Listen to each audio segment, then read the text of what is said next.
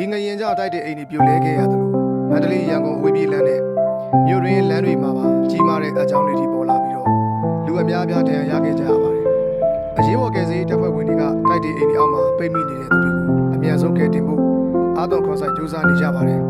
အရေးအတွက်အတိအကျတော့မထွက်လာသေးပေမဲ့ဒီဘေးဒုက္ခကြီးကမိသားစုပေါင်းများစွာကိုဝမ်းနည်းကြေကွဲစေခဲ့ပြီးတော့ကျွန်တော်တို့ရဲ့ရက်ရွာလူထုတရက်လုံးကိုလှုပ်ခတ်ခြောက်ခြားစေခဲ့ပါတယ်ဒီဗီဒီယိုမှာတော့ငရင်ဖြစ်စဉ်ကိုအမြင်မျိုးမျိုးကနေလေ့လာကြည့်ရအောင်ပါပထမဆုံးအနေနဲ့ငရင်လှုပ်တဲ့နေ့ကဘာတွေဖြစ်ခဲ့လဲနဲ့ကျွန်တော်တို့ပြည်သူပြည်သားတွေဘယ်လောက်ဒုက္ခရောက်ခဲ့ရတယ်လဲဆိုတဲ့မှတ်တမ်းအချို့ကိုပါပြသပေးတော့ပါမယ်အိမ်ဒီအကြောင်းတွေဆေးရုံတွေလည်းပျက်စီးခဲ့ကြတယ်ဒီထက်ပိုပြီးဒီဘေးဒုက္ခကြီးကိုရင်ဆိုင်ကျော်လွှားခဲ့ရသူတွေရဲ့ကိုယ်တို့အတွေ့အကြုံတွေကိုလည်းပြောပြပေးသွားပါမယ်ခင်ဗျာပြီးတော့တော့ဒီငရင်ဘာကြောင့်ဖြစ်ရတယ်လဲဆိုတာကိုရိုးရှင်းရှင်းလေးနဲ့ရှင်းပြပေးသွားမှာပါကမ္ဘာမြေလွှာကြီးတွေရွေ့လျားမှုနှစ်ပေါင်းများစွာကြောင့်ပြပြချင်းစူးစီးလာတဲ့ဖိအားတွေရုတ်တရက်လွတ်ထွက်သွားတဲ့ဖြစ်စဉ်အလွယ်တကူနားလည်နိုင်တဲ့ animation နဲ့လည်းရှင်းပြပေးသွားပါမယ်နောက်ဆုံးအနေနဲ့ငရင်တွေကိုဘာကြောင့်ကျွန်တော်တို့ကြိုတင်မသိနိုင်တာလဲနဲ့ကြိုတင်သိခဲ့ကာကွယ်လို့မရနိုင်ဘူးလားဆိုတဲ့မေးခွန်းလေးတွေကိုပါဆွေးနွေးသွားမှာဖြစ်ပါတယ်ခင်ဗျာကဲကျွန်တော်နဲ့အတူအဆုံးထိလိုက်ပါကြည့်ရှုပြီးတော့ဒီငရင်ဖြစ်စဉ်ကိုလေ့လာကြည့်အောင်ပါEarthquakes are not uncommon in Myanmar, but the size of this one, 7.7 on the magnitude scale,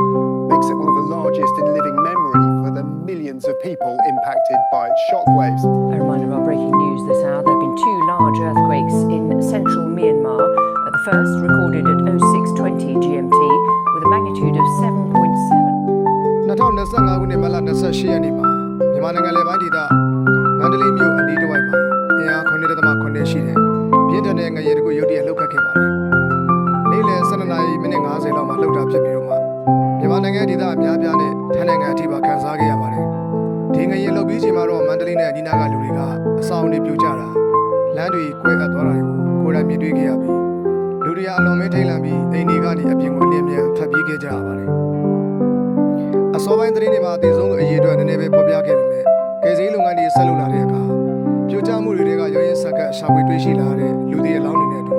သတင်းအချက်အလက်တွေပြန်လည်မမှန်လိုက်တဲ့အခါမှာတော့မြန်မာနိုင်ငံမှာတည်ဆုံးသူအရေးအတွက်1002ဦးနဲ့ဒဏ်ရာရသူ2386ဦးအထိရှိလာပြီလို့ရိုက်တာသတင်းဌာနတို့ကထုတ်ပြန်လိုက်ပါတယ်။ဆက်လက်ပြီးတော့လည်းကယ်ဆယ်ရေးလုပ်ငန်းတွေကလုပ်နေကြဆဲပါ။ထိုင်းနိုင်ငံမှာလည်းငရင်တန်းကိုအတော်လေးပြင်းပြင်းထန်ထန်ခန်းစားခဲ့ရပြီးတော့မှဘန်ကောက်မြို့ရဲ့အချို့နေရာတွေမှာလူ10ဦးနဲ့အထက်တည်ဆုံးခဲ့ရကြောင်းမှလည်းသိရတယ်လို့အထူးသဖြင့်ချက်တူချက်ပန်းချန်အနီးကအထက်30ရှိဆောက်လုပ်ဆဲဆောင်တစ်ခုပြိုကျတာကြောင့်ဘယ်လောက်ပြီးနေကြတော့လဲဆိုတာကိုအတိအကျမသိရသေးပါဘူး။မိတ်ဆွေတို့လည်းဒီပြိုကျတဲ့ဗီဒီယိုကြည့်ပြီးကြပြီလို့ထင်ပါတယ်။တကယ်စိတ်မကောင်းစရာပါ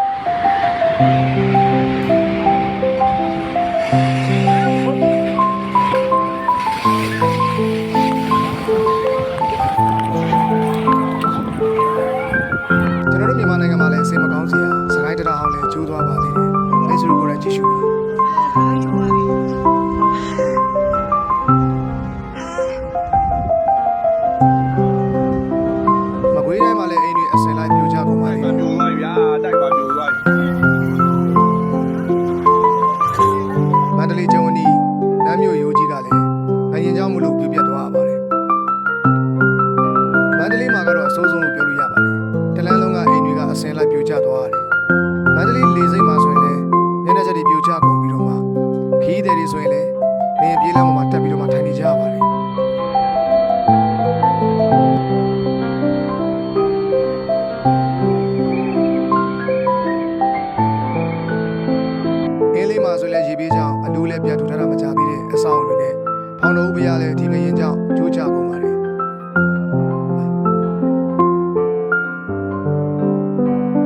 မန္တလေးကမစိုးရိမ်ဓမ္မရခိတာကျောင်းဆောင်ဆိုရင်လည်းကြည်ရင်နဲ့ကိုပြိုကျသွားပါတယ်။ရုပ်တံကိုမိတ်ဆွေတို့ကိုယ်တိုင်ကြည့်ရှုပါ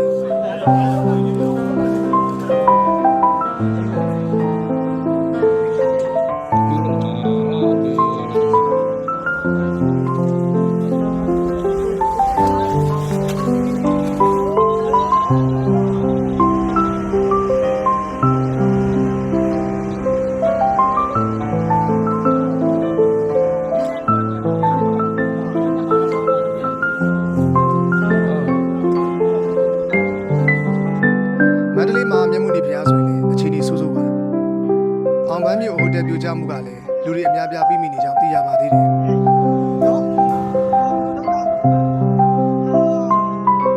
တခြား မျိုးနဲ့ဒီမှာလည်းအဆောင်တွေနဲ့ဘုရားတွေလည်းပြောကြပါသေးတယ်ကျွန်တော် description မှာ link လေးတွေ့ပေးထားပါတယ်ခင်ဗျမိတ်ဆွေတို့ကိုလည်းဝင်ရောက်ဖတ်ရှုနေပါတယ်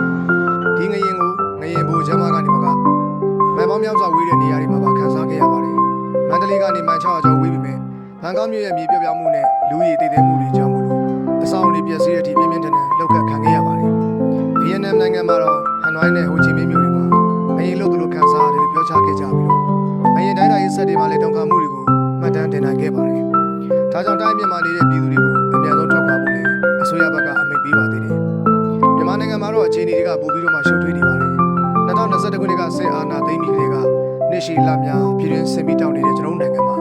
ကယ်ဆယ်ရေးလုပ်ငန်းတွေဆောင်ရွက်ဖို့အလွန်ခက်ခဲနေပါတယ်ပြည်စည်းအထောက်ပံ့တဲ့အခြေခံအဆောက်အပျက်စီးမှုတွေကြုံတွေ့နေရတဲ့ဒေသများစွာမှာဒီငရင်ကြောင့်လက်ရှိလူသားချင်းစာနာမှုအကျပ်တီးကိုပုံမှုဆိုးရွားစေခဲ့ပါတယ်ဒီလိုဒုက္ခကြီးကြုံတွေ့နေရတဲ့ကျွန်တော်တို့မြန်မာပြည်ကြီးကိုနိုင်ငံတကာအကူအညီတွေစတင်ရောက်ရှိလာကြောင်းကိုလည်းသိရပါတယ်ခင်ဗျတရုတ်ကယ်ဆယ်ရေးအဖွဲ့တွေနဲ့အတူရုရှားရဲ့ပံ့ပိုးမှုအမေရိကန်ရဲ့ကူညီမှုကမ်းလှမ်းချက်တွေရောက်ရှိလာပါပြီအမေရိကန်သမ္မတဒေါ်နယ်ထရမ့်ကအမေရိကန်ကအကူအညီပေးမယ်လို့ကြေညာခဲ့ပြီးအိန္ဒိယဝန်ကြီးချုပ်ကလည်းအိန္ဒိယအနေနဲ့ဖြစ်နေသမျှကူညီမယ်လို့ပြောကြားခဲ့ပါတယ်ကုလသမဂ္ဂကလည်းအရေးပေါ်ရန်ပုံငွေတစ်သန်းကိုအသုံးပြုဖို့ကတိပြုထားပါတယ်ဒီကြီးမားတဲ့ငရင်ကလူတွေရဲ့ဘဝတွေကိုသာမကငရင်ကြိုတင်ခံမှန်းရခက်ခဲမှုကိုပါထင်ရစေခဲ့ပါတယ်သိပ္ပံပညာရှင်တွေကတရနှစ်ပြလှုပ်ရှားမှုကြောင့်ငရင်အနေနဲ့မြန်မာတဲ့ဒေသတွေကိုဖော်ထုတ်နိုင်ပေမဲ့မြန်မာနိုင်ငံကစကိုင်းဖော့တ်အနီးမှာတည်ရှိပါတယ်ငရင်လုံးမဲ့အချိန်အတိအကျကိုတော့ကြိုတင်မသိရှိနိုင်သေးပါဘူးဒီငရင်ကနေပေါင်းများစွာစုပြုံလာခဲ့တဲ့ဖိအားတွေကိုစက္ကန့်ပိုင်းအတွင်းမှာလွတ်ထုတ်လိုက်တာဖြစ်ပြီးတော့ဒီပြည်စင်ကသဘာဝတရားရဲ့ကြိုတင်မခံမှန်းနိုင်ဆုံးအရာတွေကတခုဖြစ်စေပါခေတ္တဆိုရင်ဒီငရင်ဘယ်လိုဖြစ်လာတာလဲနဲ့ဘာလို့ကြုံမသိရတယ်လဲဆိုတာကိုလေ့လာကြည့်ရအောင်ပါကျွန်တော်တို့နိုင်ငံကစကိုင်းကြောက်ကြီးစကိုင်းဖော့တ်လို့ခေါ်တဲ့မြေလွှာအကြီးစားအကြောင်းတစ်ခုပေါ်မှာတည်ရှိနေပါတယ်ဒီနေရာမှာအိန္ဒိယမြေလွှာကမြန်မာမြေလွှာကိုတွန်းကန်နေပါတယ်နှစ်ပေါင်းများစွာအကြာဒီမြေလွှာတွေဖြည်းဖြည်းချင်းရွေလျားရာကနေများစွာသောဖိအားတွေစုပုံလာပါတယ်ဒီဖိအားတွေလွန်ကဲလာတဲ့အခါကြောက်တွေကမခံနိုင်တော့ဘဲနဲ့ရုတ်တရက်လွတ်ထွက်သွားပါတယ်ဒီလွတ်ထွက်မှုကြီးကိုပဲငရင်လို့ကျွန်တော်တို့ကခေါ်နေကြတာပါ USGS လို့ခေါ်တဲ့အမေရိကန်ဘူမိဗေဒစစ်တမ်းအဖွဲ့ရဲ့အချက်အလက်တွေအရ2025ခုနှစ်မတ်လ28ရက်ကဖြစ်ပွားခဲ့တဲ့ငရင်ကစကိုင်းကြောက်ကြီးတစ်လျှောက်မြေလွှာရုတ်တရက်ရွေလျားမှုကြောင့်ဖြစ်ပေါ်လာခဲ့တာပါဒီငရင်ကမြေမျက်နှာပြင်အောက်10ကီလိုမီတာအနက်လောက်မှသာဖြစ်ပွားခဲ့တဲ့အတွက်စွမ်းရည်တွေကမျက်နှာပြင်နဲ့အလွန်နီးကပ်စွာနဲ့လွတ်ထွက်သွားပါတယ်ဒါကြောင့်လည်းအဆောက်အအုံတွေလမ်းတွေကအလွန်ပြင်းထန်စွာလှုပ်ခတ်ခံခဲ့ရတာဖြစ်ပါတယ်ဖိအားစုပုံမှုနဲ့ရုတ်တရက်လွတ်ထွက်မှုဒီပြည်စင်ကိုပိုနားလည်နိုင်ဖို့ရာဘာကျိုးတစ်ချောင်းကိုဖြည်းဖြည်းချင်းဆွဲဆန့်နေတယ်လို့မြင်အောင်ကြည့်ပါဆွဲဆန့်နေသမျှကာလပတ်လုံးတင်းအားတွေဖြည်းဖြည်းတိုးလာပြီးတော့မှတစ်ချိန်မှာရာဘာကျိုးပြတ်ထွက်သွားပြီးတင်းအားတွေအားလုံးကရုတ်တရက်လွတ်ထွက်သွားသလိုမျိုးပါပဲမြေလွှာကြောင့်ဖြစ်တဲ့ဖိအားတွေကလည်းနဲ့ပေါင်းများစွာတဖြည်းဖြည်းစုပုံလာပြီးတော့ကြောက်တုံးတွေရဲ့ခန္ဓာရည်ထက်ကျော်လွန်သွားတဲ့ကရုတ်တရက်ကျိုးပဲ့သွားပါတယ်ဒီကျိုးပဲ့မှုကြီးကပဲငရင်လှုပ်ခြင်းဖြစ်စဉ်ဖြစ်ပြီးတော့မြေငရင်လိုင်းတွေအပြည့်ဆွမ်းရည်တွေလွတ်ထွက်သွားရတာပါမြေငရင်လိုင်းတွေကကဘာမြေကြီးအတွင်းကတဆင့်ပြန့်နှံ့သွားပြီးမြေပြင်ကိုလှုပ်ခါစေပါတယ်မြန်မာနိုင်ငံမှာဖြစ်ပွားခဲ့တဲ့ဒီငရင်မှာတော့လိုင်းအားအလွန်ပြင်းထန်ခဲ့တာကြောင့်ဘိုးချက်မနဲ့မိုင်600ကျော်ကွာဝေးတဲ့ထိုင်းနိုင်ငံဘန်ကောက်မြို့အထိတောင်မှခန်းစားခဲ့ရပါတယ် USGS ရဲ့ငရင်ပညာရှင်တွေရဲ့အဆိုအရဒီငရင်အနက်နဲမှုကလှုပ်ခတ်မှုကိုပုံမပြင်းထန်စေပြီးမျက်နှာပြင်နဲ့နီးတဲ့နေရာတွေမှာပျက်စီးမှုပိုများစေခဲ့တာပါဘန်ကောက်လိုမြေပြော့ပြောင်းတဲ့နေရာတွေမှာငရင်လိုင်းတွေပုံမပြင်းထန်စွာနဲ့ခန်းစားရတတ်ပါတယ်ဒါကြောင့်ဘိုးချက်မနဲ့အတော်ဝေးတဲ့နေရာဖြစ်ပေမဲ့ဘန်ကောက်မှာဆောက်လို့ဆဲအဆောင်တစ်ခုပြိုကျတဲ့အထိပြင်းထန်စွာလှုပ်ခတ်ခဲ့ရတာဖြစ်ပါတယ်ဒါနဲ့ပြောင်းပြန်အနေနဲ့မာကျော်တဲ့မြေလွှာတွေရှိတဲ့နေရာတွေမှာတော့ငရင်လှုပ်ခတ်မှုကိုတိုင်းတာတစ်ခုအထိလျော့ပါစေနိုင်ပါတယ်ဒါပေမဲ့မြန်မာနိုင်ငံမှာတော့မြေပြော့ဒေသတွေနဲ့ငရင်တန်ခံနိုင်စွမ်းနေတဲ့အဆောင်အဟောင်းတွေရောနှောနေတာကိုတွေ့ရပါတယ်ဒီအချက်တွေပေါင်းစပ်မိတာကြောင့်ပဲဒီကြီးမားတဲ့ငရင်မှာဆိုးရတဲ့ပျက်စီးမှုတွေဖြစ်ပေါ်ခဲ့ရတာပါငရင်ဆိုတာတကယ်တော့တစ်ချိန်နဲ့ဖြစ်ပြီးရင်ပြီးသွားတဲ့ဖြစ်စဉ်မျိုးမဟုတ်ပါဘူးအဓိကငရင်ကြီးဖြစ်ပြီးတဲ့နောက်မှာနောက်ဆက်တွဲငရင်ငယ်တွေဇက်တိုက်ဖြစ်လိရှိပါတယ်ဒီဖြစ်စဉ်မှာဆိုရင်အင်အား9.8ရှိတဲ့အဓိကငရင်ဖြစ်ပြီး12မိနစ်အကြာမှာပဲအင်အား6.4ရှိတဲ့ပြင်းထန်တဲ့နောက်ဆက်တွဲငရင်တစ်ခုထပ်ဖြစ်ခဲ့ပါတယ်ဒီလိုနောက်ဆက်တွဲငရင်တွေကကမ္ဘာမြေလွှာတွေဖိအားသစ်ကိုဆက်လက်ညှိရင်းကနေဖြစ်ပေါ်လာတာပါအထူးသဖြင့်အဓိကငရင်ကြောင့်အားပြော့နေပြီးသားအဆောင်တွေကိုပုံမှုပျက်စီးစေနိုင်တယ်လို့ကယ်ဆယ်ရေးလုပ်ငန်းတွေကိုလည်းအနှောက်အယှက်ဖြစ်စေနိုင်ပါတယ်ကြီးမားတဲ့ငရင်တစ်ခုဖြစ်ပြီးတဲ့နောက်ဆက်တွဲငရင်တွေကရက်တရပတ်ပေါင်းများစွာတခါတည်းလှပေါင်းများစွာအထိတောင်ဆက်လက်ဖြစ်ပေါ်နိုင်ပါတယ်ဒါကြောင့်ဒေသခံတွေနဲ့အရေးပေါ်ဝန်ဆောင်မှုတွေအနေနဲ့နောက်ထပ်ငရင်လုံနိုင်ခြင်းအတွက်အမြဲတမ်းထားပြီးအစဉ်သင့်ဖြစ်နေဖို့အရေးကြီးပါတယ်မိတ်ဆွေတို့ခင်ဗျာဒီကြီးမားလာတဲ့ငရင်ကြောင့်ဖြစ်ပွားခဲ့ရတဲ့ဆုံးရှုံးမှုတွေနာကျင်မှုတွေကကျွန်တော်တို့ရဲ့နှလုံးသားတွေကိုလေးလံစေပါတယ်မြန်မာနိုင်ငံမှာလူပေါင်း1000ကျော်အသက်ဆုံးရှုံးခဲ့ရပြီးမြန်မာတိုင်းနိုင်ငံစလုံးကမိသားစုတွေဟာဆုံးရှုံးမှုဝေဒနာကိုခံစားနေရပြီးတော့ပျက်စီးဆုံးရှုံးမှုတွေကြားကဘဝကိုပြန်လည်တည်ဆောက်ရမယ့်အခက်အခဲတွေကိုရင်ဆိုင်နေရပါတယ် ဒီအခက်အခဲဆုံးအချိန်မှာကျွန်တော်တို့ကမြန်မာနဲ့ထိုင်းပြည်သူတွေနဲ့အတူအားပေးရပ်တည်နေပါတယ်မိသားစုဝင်တွေဆုံးရှုံးခဲ့ရသူတိုင်းကိုနှလုံးသားတွေကဝမ်းနည်းမှုနာကျင်မှုတွေကနေအားပြန်ယူနိုင်မှုဆုတောင်းရင်းအသက်ဆုံးပြီးကယ်ဆယ်နေတဲ့သူရဲကောင်းတွေကူညီပေးနေတဲ့သူတွေကိုလည်းသင်တို့ရဲ့ဇွဲနဲ့စေနာကိုကျေးဇူးထူးတင်ပါတယ်ဒီသတင်းကိုကြည့်နေတဲ့သူတိုင်းအနေနဲ့ရောင်ကြည်စိတ်ချတဲ့အကူအညီအဖွဲ့တွေစီကိုလှူဒန်းခြင်းဒုက္ခရောက်နေသူတွေအတွက်ဆုတောင်းပေးကြဖို့တောင်းဆိုပါတယ်လူသားချင်းစာနာမှုနဲ့